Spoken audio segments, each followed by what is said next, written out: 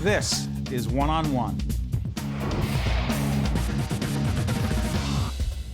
There he is, Michael Drulis, Executive Director, New Jersey Coalition for Financial Education. Michael, how you doing? Doing really well, thank you. And you? I'm doing great. Listen, do we really need financial education? Don't we know everything we need to know about this stuff? Financial literacy is critical. It's critical. And we do need to know a lot. We do. Particularly about debt. Can we talk debt? Yes, yes. We get into it all the time. We got to get out of it. Correct. So, Georgette, are we going to talk about how to get out of it? Is that okay? All right. Good and bad debt, right? You ready to do this? We're going to put up some graphics, and you're going to walk us through it, and you're going to make sense of this. Let's put up the first graphic. Let's go. All right. Strategies to get out of debt. Determine what is your good and bad debt. What does that mean? So, debt is a way of life. Everyone has debt, and it's something we should be embarrassed to talk about. You have your mortgages, you have your car payments, and as long as those were thoughtfully put together, you can afford them based on money you make. Right. But then you have your bad debt, the one that tends to creep up on you, maybe the credit card debt, the revolving debt, that gets slammed with interest rates. Just the kind, when I met my wife when we were getting married, she told me about right before we got married? Possibly. I'm sorry. Was I not supposed to say that on the air? Steve, you laughing?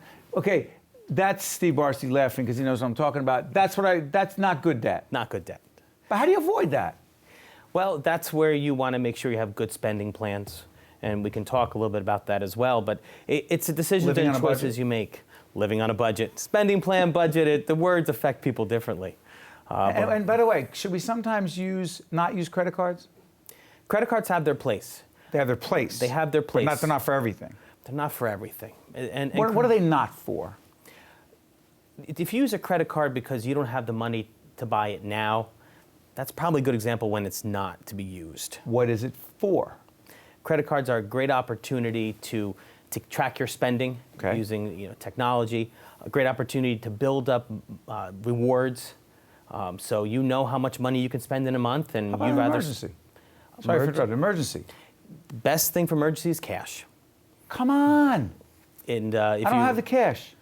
Well, that's one of the first steps is trying to amass a little bit of cash. You have ability to make choices in an emergency that you wouldn't have if you didn't have cash. Interesting. Good and bad debt. We need to know the difference. Right. Ready? Second way to get out of debt. Let's go. Organize your debt using free tools. What's this about? So there's a plethora of free tools, apps, online, local credit union, where they will help you to look at where your debt is and determine what's high interest rates, what are high payments, and start to categorize your debt to determine how you're going to start to minimize it or get rid of it. By the way, let's put up some websites that make some sense here. Which ones are we going with? We'll go with your website, right? Great. So you're saying there are some places that people can get free information? That's right. So your credit union will have generally your banking online. You could see real time where you're spending. Whether you spent a lot or a little, take a look at it. Don't be anxious. See what you're spending is real time. And sticking your head in the sand and saying, I don't want to deal with this, how's that for a strategy? Not a long-term win. Not a long-term win. Doesn't win. Doesn't. Nothing good happens. Next graphic. Design a spending plan that tracks the ins and outs. Ins and outs of what? So you know what you're going to make on a regular month. And you want to be conservative when you're determining how much you make on a regular month. Maybe take the last 3 months of pay stubs. And then you look at your outs. What are you going to spend? You know the first of the month, you have utilities, you got a car payment, you may have a mortgage, you may have rent, and you know that's going to be the same every month. Now the difference between that is where you start to look at your spending plan. Where's the fun money? The fun money is where the fun come on, seriously. Right. Where you look at the budget, right? I got the ins, I got the outs. So where's my I don't know, party, fun, vacation? Where's all that? That goes in the category of goals. Goals? Goals. Okay, fun is a goal? Fun is a goal. Absolutely. Fun's just part of life. It is. Even if it costs more than we anticipated and then the bill comes later and we go, oh, how do I pay for that? That's a problem. Well, I talked to a lot of people who had fun in the beginning and then they have a lot of pain that follows. Yes. as opposed to planning out what your goals are. And if your goal is vacation, that's fun. If your goal is to have a steak dinner at a nice restaurant once a week, you should have those things, but plan for them. And when you, at the end of the meal, at the end of the vacation, when it's fully paid for, and you're not paying for it the next 3 years at 18%, it's more fun. That's a good one, because I have some friends, and I never mention their names because that would be wrong. Then they wouldn't be friends. But I noticed that there are times when we talk about kids, because we all talk about our kids and their education, some of our friends go on the best vacations ever. Best! And I've been in conversations with them, talking about the ins and outs, budgeting. I'll say, so what are your plans for the kids in terms of their college education? And they'll say, what? And I say, no, seriously, what have you put away for, if I say the kid's name, they'll know who they are. They'll say, no, we just spent 15 grand on a really great vacation. We went to Hawaii. And I said, I know, but what's the plan for your kids' college education? And that conversation doesn't go anywhere, because sometimes the discussion between college and Hawaii comes in conflict. You know, why are you laughing? It's true. The next big bubble to burst financially are student loans. This is what the pundits are saying, that the student loan crisis in this country is a sleeping giant. Interest rates are rising, students are borrowing more and more money, and they're ending up with mortgage payments graduating college. It's something that is stifling to a whole generation trying to start a career. They're now out there in a panic looking for a job rather than career searching, because they have these incredible loans. So why are you calling it a crisis? You make it sound like 2008 when the other bad thing happened. Are you talking about that kind of thing? Well, rates are artificially low right now due to the prime being low. Right. That's not going to stay that way forever. And these are long-term 20-year loans, and they were taken out at low interest rates, but the paybacks are high. So when the rates creep up quickly... Bubble burst? There it goes. You ready for another graphic? Sure. Let's go. What do we got?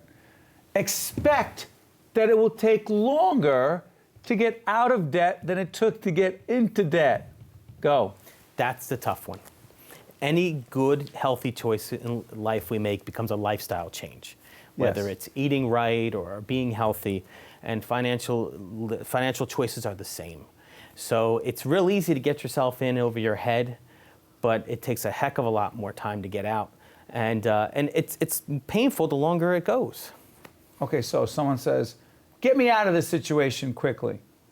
You're saying, hey, there is no quick fix. That's right. But I'm confused here.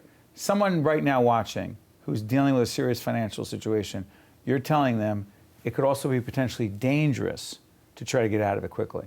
Correct. Because they could do what? Well, there are a lot of financial predators out there. Predators? People who will offer you financial tools that give you quick cash, that will get you in quicker trouble than I've seen those commercials at 3 in the morning when you can't sleep. Yes, indeed. They're Yes, dangerous indeed. sometimes. They're dangerous, and they're life-changing. They will lean your assets, your property, and they will charge you enormous interest rates. And a lot of debt is emotion and panic. And when you take a step back from it and realize how you got there, whatever choices you made that got you there, at the time they were good choices. If you shackle yourself to those choices, you can't see clearly going forward. Right. And so you put a good spending plan in going forward. Stop spending, number one. To get yourself out of debt, you got to stop making debt. And that's not a today to tomorrow decision. That may be a 45-day, 60-day change. Can't go cold turkey. Correct. Do we have time for one more? Let's go. Surround yourself with role models and professionals to help get you debt-free. Go, you got a minute, real quick. Life coaches, successful people, talk to them. They've been down these roads. Go to your financial institution, go to your bank, go to your credit union, find a counselor who will talk to you and talk to you about getting in the right lending vehicles. It's so important that you talk to people who were successful. First, it gives you perspective that you're not alone. Right. Second, it gives you a course of action that will probably be more effective than if you came up on your own. Visit our website, njcfe.org. It has a whole bunch of great free tools to managing debt. But don't think you can do it alone. Cannot do it alone. Cannot. It's more I can painful. tough this out. It's more painful to do it alone. And suffering is always a choice. Yes. Oh, I like that. Let's put that on Listen, postcard. Listen, I thank you so much, Michael. It's important information, and we need to deal with it because it's just not going to go away on its own. Thank you, Michael. Thank you. Great stuff. One-on-One with Steve Adubato has been a production of the Caucus Educational Corporation, celebrating over 25 years of broadcast excellence. Funding for this edition of One-on-One with Steve Adubato has been provided by New Jersey Sharing Network, dedicated to saving lives through organ and tissue donation, the New Jersey Education Association, Virtua, and by NJ Best, New Jersey's 529 College Savings Plan. Turn a dream into a degree.